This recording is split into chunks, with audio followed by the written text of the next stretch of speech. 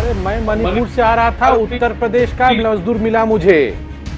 और दिल्ली भाई कमा तो मिला मणिपुर यहीं में रहा पर है। दिल्ली में। आप क्यों ऐसी बातें करते कमा हैं नहीं रहा है, सर? दिल्ली में कमा रहा, दिल्ली में मिला मुझे। अरे मुझे दिल्ली में मिला, जब मैं गाड़ी लेके आ रहा था तो उसमें मिला मुझे। दिल्ली में तो आम आदमी पार्टी की सरकार है साहब। द लाइव टीवी, सच सबसे आगे। दोस्तों ये भी कमाल की बात है ना। ये देखिए कि भारतीय जनता पार्टी के जो प्रवक्ता है संबित पात्रा, एक बार नहीं, दो बार नहीं, कितनी बार लताड़ खा चुके हैं। इनकी जमकर फजीयत हो चुकी है। कुछ ना कुछ ऐसा लाइव डिबेट के दौरान बोल ही देते भाई साहब कि इनकी जमकर फजीयत होती ही है। और इस बार फिर से लाइव डिबेट के दौरान ऐसा ही कुछ बोल दिया था, जिसके बाद जमकर इन्हें लताड़ा गया है और हर कोई इन पर हंस रहा है, इनके ज्ञान पर हंस रहा है कि जो मुंह में आ जाता है वही अंटशंट बोल देते हो और उसके बाद अपनी और अपनी पार्टी की जमकर फजीयत करा देते हो। आज हम आपको दिखाने जा रहे हैं कि किस तरीके से आज तक के एक लाइव डिबेट के दौरान जो असीम वकार है, जो एआईएमआईएम के प्रवक्ता, उन्होंने किस तरीके से इस आदमी की पोल खोल कर रख दी, इस आदमी की झूठ की पोल खोल कर रख दी, जिसके बाद पूरी की पूरी भारतीय जनता पार्टी शर्मसार हो रही है। नमस्कार, मैं हूं प्रज्वल गौतम और आप देख रहे हैं the live TV. Sambit Patra नाम तो सुना ही होगा, जो प्रधानमंत्री नरेंद्र मोदी को इस देश का बाप बताते हैं। वो बात अलग है कि तब भी मुंह की खाई थी और इस बार जो हम दिखाने जा रहे हैं यहां तो कुछ ज्यादा ही हो गया। मतलब कि शब्द नहीं थे भाई के पास, पानी तलाश रहे थे इधर उधर कि पानी पी लूं, कहूं क्या, क्योंकि जो कह दिया है उसका जवाब किसी के पास नहीं है। दरअसल यूपी चुनाव को लेकर चर्चा चल रही थी, विकास का दम्भ भरा जा रहा था, बताया जा रहा था कि कितना विकास उत्तर प्रदेश के अंदर हो गया, कितना विकास हुआ है। उत्तर प्रदेश वाले आप ही हैं, हम भी हैं, तो आप समझते होंगे। खैर, इन सब से इतर आप जब बात रखते हैं तो तथ्यों के आधार पर रखें। लेकिन संबित पात्रा जब बैठते हैं ना तो कोई तर्क वर्क नहीं होते, कुतर्क होते हैं, तथ्य वथ्य नहीं होते। बस एवं ही कुछ भी बोल दीजिए, वही सच है। कौन पूछने जा रहा है, कौन देखने जा रहा है? आधे घंटे की डिबेट में कौन देखेगा?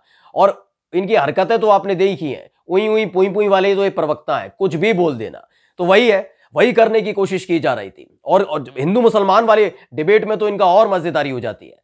लेकिन लाइव डिबेट के दौरान जब इनसे पूछा जा रहा था, क्योंकि एक तरफ बैठे थे संबित पात्रा, दूसरी तरफ थे एआईएमआईएम के प्रवक्ता असीम वकार, तो दोनों ही बैठे हुए थे और उस दौरान एक पूरा का पूरा वाक्य बताने की कोशिश की संबित पात्रा ने, और खुद वाक्य बन गए अब वो। क्योंकि अब सोशल मीडिया पर ऐसे जबरदस्त तरीके से उनकी फजीयत की जा रही है ना, कहीं नजर नहीं आएंगे वो।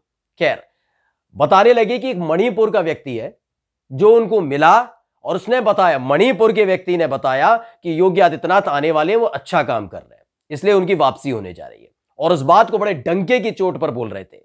लेकिन इसके बाद किस तरीके से असीम वकार ने उनकी क्लास ली है, एक बार देख लीजिए और सुन लीजिए। बहुत बढ़िया बात संबित पात्रा जी ने बोली कि जैसे थाईलैंड का एक मजदूर अमेरिका के प्रेसिडेंट से सेटिस्फाई है कि बहुत कानून व्यवस्था बढ़िया है, और थाईलैंड का मजदूर कह रहा है कि साहब हम जो कमाते हैं वो घर लेके जाते हैं, जबकि थाईलैंड में अमेरिका की सरकार ही नहीं थी। याद आया। इसी तरह से संबित पात्रा जी को मणिपुर का मजदूर मिलता है और कहता है योगी जी बढ़िया आदमी है। तो सुना बयान, असीम वकार ने पूछा, अच्छा ठीक है मान लिया, बड़ा गजब बात करते हो आप कि आपको मिले, तो मणिपुर का व्यक्ति ये बता रहा है, मणिपुर का व्यक्ति ये बता रहा है कि योगी आदित्यनाथ बढ़िया आदमी है। यानी थाईलैंड का कोई व्यक्ति ये बताएगा कि अमेरिका में कौन राष्ट्रपति बनेगा, जबकि उसका कोई लेना देना दोनों का बीच का कुछ नहीं है। उसने यहाँ का विकास नहीं देखा होगा, उसे मूलभूत समस्याएं नहीं पता होंगी, उसने जवाब दे दिया। इसके बाद जो जमकर फजीयत हुई है, पहले उनको सुन लीजिए। अरे मैं मणिपुर से आ रहा था, उत्तर प्रदेश का मजदूर मिला मुझे। और दिल्ली भाई कमा तो मिला मणिपुर यहीं में रहा पर है। दिल्ली में। आप क्यों ऐसी बातें करते कमा हैं नहीं रहा है, सर? दिल्ली में कमा रहा, दिल्ली में मिला मुझे। अरे मुझे दिल्ली में मिला, जब मैं गाड़ी लेके आ रहा था तो उसमें मिला मुझे। दिल्ली में तो आम आदमी पार्टी की सरकार है साहब। दिल्ली में तो आम आदमी की नहीं पार्टी कमा रहा, की उत्तर प्रदेश में रहा है। अरे भाई साहब कहीं जा रहा था, आप पूरा इतिहास, अब वो आदमी का नाम, वो कहाँ जा रहा था, कौन सी गाड़ी नंबर में, ये सब बताऊंगा तो आधा डिबेट उसी में खत्म हो जाएगा। अब आपको आगे बताते हैं। दरअसल मणिपुर वाले बयान पर फंस गया था ये आदमी, यानी संबित पात्रा पूरी तरीके से फंस चुके थे। जवाब तो आपने शक्ल तो देख ही ली, किस तरह से डिबेट के दौरान खुद याद आया कि ये क्या बोल दिया। 5 राज्यों में चुनाव हो और ऐसे प्रवक्ताओं को बिठा दिया जाएगा तो यही होगा।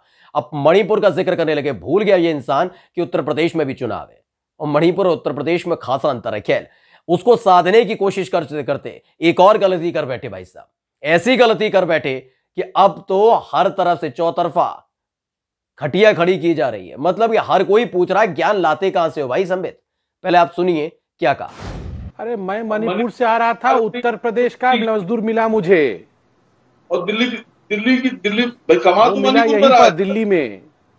आप क्यों ऐसी बातें करते हैं? कमा नहीं रहा है, दिल्ली में कमा रहा, दिल्ली में मिला मुझे। अरे मुझे दिल्ली में मिला, जब मैं गाड़ी लेके आ रहा था तो उसमें मिला मुझे। दिल्ली में तो आम आदमी पार्टी की सरकार है साहब, दिल्ली में तो आम आदमी नहीं कमा रहा, उत्तर प्रदेश में रहा है। अरे भाई साहब कहीं जा रहा था, आप पूरा इतिहास, अब वो आदमी का नाम, वो कहाँ जा रहा था, कौन सी गाड़ी नंबर में, ये सब बताऊंगा तो आधा डिबेट उसी में खत्म हो जाएगा।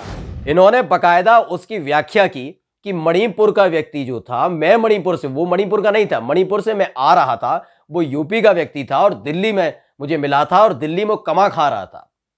इसके बाद असीम वकार ने फिर से उनकी चुटकी ले ली थी, पूछ लिया था कि अगर वो दिल्ली में कमा खा रहा है, 20 रुपए कमा रहा है जैसा कि आप कह रहे हैं, और 20 रुपए उसके लुटते नहीं है, तो कम से कम इस बात का तो ध्यान रखो कि दिल्ली में सरकार भाजपा की नहीं है, दिल्ली में सरकार है आम आदमी पार्टी की। और उसके बाद मुंह दिखाने के कहीं काबिल नहीं रहे संबित पात्रा। बार बार ये कहते नजर आए कि मैं क्या उसका डेटा लेकर बैठा था, उसका पता लेकर बैठा था। बौखला गया था ये इंसान, चीखने चिल्लाने लगा। जिस तरह की इसकी स्टाइल है ना आदमी की, वैसी उसी स्टाइल में चीखने चिल्लाने लगे। अरे मैं क्या पता लेकर बैठूंगा, मणिपुर का नहीं वो यूपी का था, यूपी का नहीं वो दिल्ली का था, दिल्ली में कमाता खाता था, यूपी में रहता था, पता नहीं। इस तरह का पूरा गोलगल करने की कोशिश की। सोचा था कि असीम वकार को भी इसी तरीके से फंसा लिया जाएगा, कुछ भी बोल दिया जाएगा, लेकिन असीम वकार ने जिस प्यारी तरीके से, जिस प्यार से, दुलार के साथ इसकी जमकर लताड़ लगाई है ना, उसके बाद इस इंसान का चेहरा देखने लायक है। दरअसल ये स्थिति क्यों बनी है, क्योंकि ये पहली बार तो है नहीं। आपको याद होगा ये किस तरह की भाषा शैली का इस्तेमाल की प्रवक्ता करते रहे। संबित पात्रा का जिक्र जब जब होता है तो आपको याद होगा कि किस तरह से मौलानाओं से बदतमीज से बात करना, तहजीब भूल जाना, एंकर्स के साथ ऐसा रवैया अख्तियार करना जो एंकर्स खुद इनका पक्ष लेते, जो भारतीय जनता पार्टी का पक्ष लेते, उन एंकर से बदतमीजी कर देना, यह आदमी का पेशा बन चुका है। यह आदमी का पेशा बन चुका है और पता नहीं क्यों, किस आधार पर इसको तवज्जो भी दी जाती है। या तो ये भारतीय जनता पार्टी का प्रवक्ता है इसलिए, और भारतीय जनता पार्टी इसे इसलिए भी पसंद करती है क्योंकि भारतीय जनता पार्टी के तमाम अगर नेताओं में जाकर देखेंगे, इक्का दुक्का को छोड़ दिया जाए तो तमाम ऐसे नेता हैं जिनको तथ्य वथ्य पता होता नहीं है, जिन्हें ये जानकारी तक नहीं होती कि क्या बोलना है क्या नहीं बोलना, जिनको ये नहीं पता होता योजना कहां से शुरू हुई थी, क्यों शुरू हुई थी और उसका मकसद क्या है, रिपोर्ट में क्या लिखा है। जो मुंह में आया अंटशंट आपको बोल के आना है, क्योंकि आपको आधा घंटा मिलता है, डिबेट में आधा घंटा मिलता है। उस आधे घंटे के बीच में आपको चीखना, चिल्लाना है, बदतमीजी करनी है, सारी हदें पार कर देनी है। मतलब अपनी पार्टी और अपना दोनों का संस्कार दिखा देना है और उसके बाद आ जाना है। ये दिखाना है कि हम कहीं से हारे नहीं। तथ्यात्मक बात इसके मुंह से कभी सुनी नहीं होगी। या तो आपको वो भी होगा कि कन्हैया कुमार ने जब एक बार सामने दोनों बैठे हुए थे तो इस आदमी इतना बौखला गया था कि कहने लगा कि इस देश के बाप हैं नरेंद्र मोदी। खुद ही कहा था जब कन्हैया कुमार ने भी तब इसकी क्लास ले ली थी कि तुम्हारे बाप होंगे, इस देश के बाप नहीं हो सकते। ये इस शैली के लोग हैं, ये इस सोच के लोग हैं, इस मानसिकता के लोग हैं कि आधे घंटे डिबेट को केवल अपना पेशा मानकर चलते हैं। अगर इनसे पूछ लिया जाए देश के बारे में तो कुछ पता नहीं होता।